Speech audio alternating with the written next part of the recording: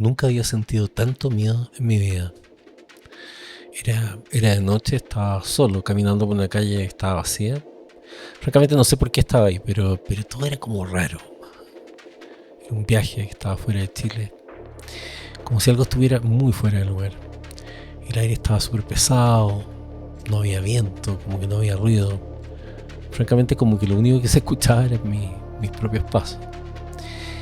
Y de pronto sentí esta como presencia, como una sensación aquí en la nuca, como era claro que había alguien que me estaba observando, no se veía, pero era obvio que estaba pasando.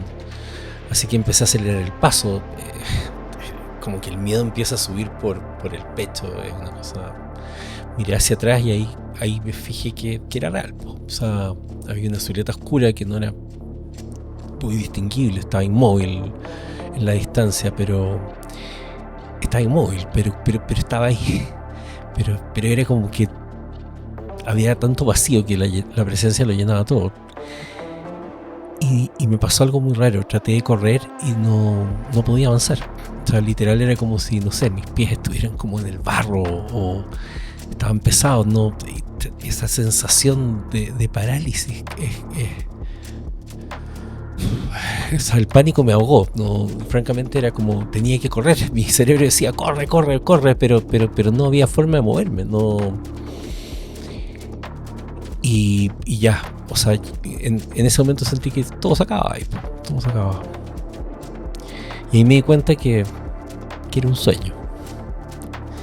Y en el momento en que me di cuenta que era un sueño, todo cambió. Como que la figura dejó de moverse, el aire se aclaró, y esa sensación de angustia que tenía en el pecho ya no estaba. Y era una sensación extraña de poder. Estoy en un sueño, decía yo. Y como que todo se iluminó y empecé a hacer cosas raras. Y en fin, de hecho, como que me ha pasado otras veces que me doy cuenta que estoy dentro de un sueño y como que me tiro a un edificio para volar y todo, porque en el fondo sé que estoy soñando. Pero ¿qué pasa si te dijera que en realidad en la vida funciona parecido cuando nos enfrentamos a ciertas situaciones en las que tenemos miedo? ¿Por qué te digo esto? Porque el miedo, en realidad, podríamos decir que es una simulación de tu cerebro. Es decir, no es real. Es un guión mental que tenemos, ¿no es cierto?, en base a cosas que aún no han pasado generalmente, pero que te convences de alguna forma que ya están como acá. O sea, básicamente cuando tú tienes miedo, lo que está pasando es que tu amígdala, ¿no es cierto?, que es la parte del cerebro que detecta los peligros, se activa antes de que la razón pueda intervenir. Esto es muy interesante porque nosotros creemos que estamos generalmente pensando de forma racional, pero se ha descubierto, ¿no es cierto?, con estudios de que en general es el procesamiento de la amígdala o el procesamiento automático funciona antes que cualquier otro procesamiento. Y eso es relativamente natural porque es algo reflejo que viene, ¿no es cierto?, de los tiempos inmemoriales, ¿no es cierto?, donde teníamos que estar primero atentos a que eventualmente un tigre de dientes de sable o un mamut nos fuera a pisotear. Por lo tanto, tenemos esa primera reacción automática. Luego generamos raciocinio en torno a eso. Ahora, el problema es que nuestro cerebro no distingue mucho entre lo que es un peligro real o un peligro imaginario. Por lo tanto, esos mismos mecanismos primitivos que se dan en torno a un estímulo que podría haber sido ¿no es cierto?, un diente de sable, se puede dar con un estímulo que de alguna forma no es tan grave, como por ejemplo, no sé, un mensaje de WhatsApp del jefe, ¿ah?, o de la pareja, etc. Entonces, generalmente el miedo es una reacción automática que está asociada a algo que está por ocurrir. Por supuesto que cuando te enfrentas a un perro que está, no sé, que te va a morder o algo por el estilo, estamos hablando de algo bastante real que está ocurriendo ahí. Pero estoy hablando de ese miedo que te da durante el día, cuando de pronto te acuerdas de una tarea que no terminaste, o te acuerdas de algo que puede pasar, o te pones en una situación, ¿no es cierto?, donde te agobia el miedo respecto de algo que en estricto rigor no ha ocurrido. Y cuando eso pasa, tienes que ser capaz de salir de esa simulación. Y en el fondo, ¿cómo sales de esa simulación?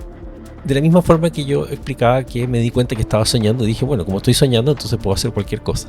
Entonces lo mismo, cuando tienes esa sensación de miedo, entonces la pregunta es, bueno, ¿cómo hago para que mi cerebro diga esto no es verdad? Y hay una técnica que se llama la técnica del naming, que es básicamente hacer lo que sería en palabras complicadas, una metacognición o pensar acerca de cómo pensamos, que es parecido a decir estoy soñando, que es decir, estoy teniendo miedo.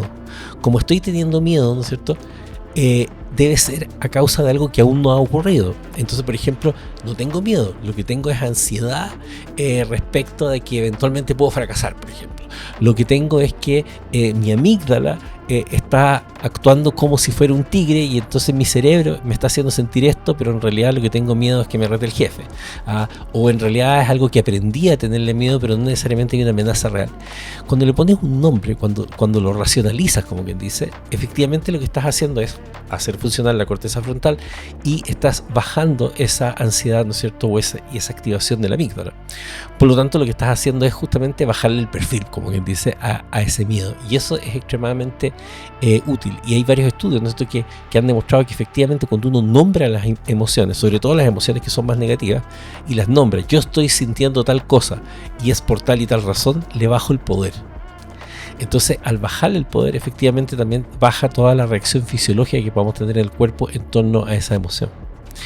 Entonces, básicamente esto es como prender la luz, ¿no es cierto?, en una pieza oscura. Esto tiene que ver con pararse frente al miedo y decirle, tú estás acá, pero tú no existes, te estoy haciendo frente.